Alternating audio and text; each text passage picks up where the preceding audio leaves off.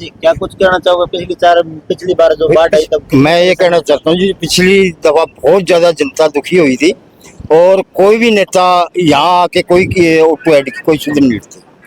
पिछली बारी रंजीत अपने चौटाला साहब कह के गए थे भी हम उस सभी समस्या को हल करेंगे, लेकिन रानिया हल्के के अंदर चौटाला साहब ने 10 रुपए भी नहीं लगाए।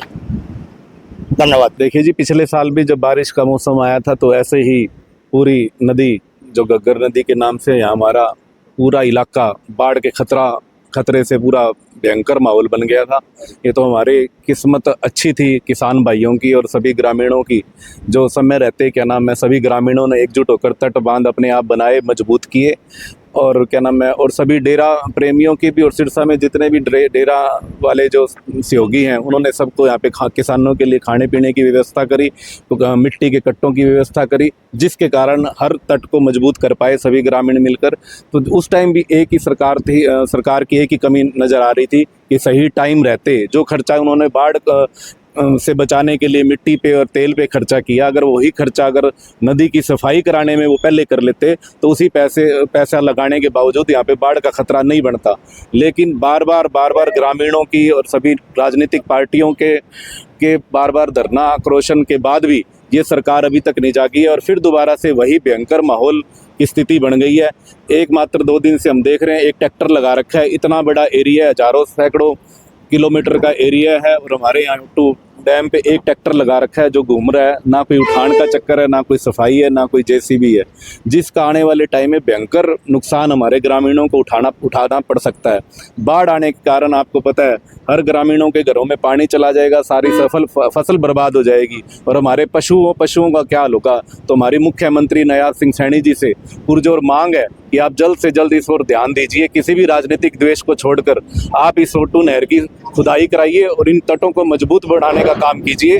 और मैं आपको याद भी कराना चाहता हूँ, पूर्व मुख्यमंत्री मनोहर लाल खट्टर जब पहली बार 2014 में यहाँ पर आए थे तो उन्होंने घोषणा की थी कि ओटू को मैं एक पर्यटन का आकर्षण केंद्र बना दूंगा, यहाँ पे मोटर बोट दौड़ेगी और यहाँ पे हर सड़क बनाकर दोनों तटों को मजबूत किया जाएगा। तो मैं आज उनको याद दिलाना चाहता हूँ, आपके किए हुए 2014 के वादे आज 2024 हो गया है, आप अपने बोले हुए वादों को ही पूरा कर दीजिए ताकि हमारा रानिया क्षेत्र और खासकर जो घग्गर नदी के किनारों पर गांव बसे हुए हैं इन ग्रामीणों का भला हो जाए, इनको रोजगार मिल जाए और सबसे बड़ी बात जो आने वाले बाढ़ का खतरा हर साल इनके ऊपर मंडराता है उनसे इनका बचाव हो। तो इसी के साथ जय हिंद, जय भारत। भाजपा सरकार मुर्दाबाद मुर्दाबाद, भाजपा सरकार मुर्दाबाद मुर्दाबाद।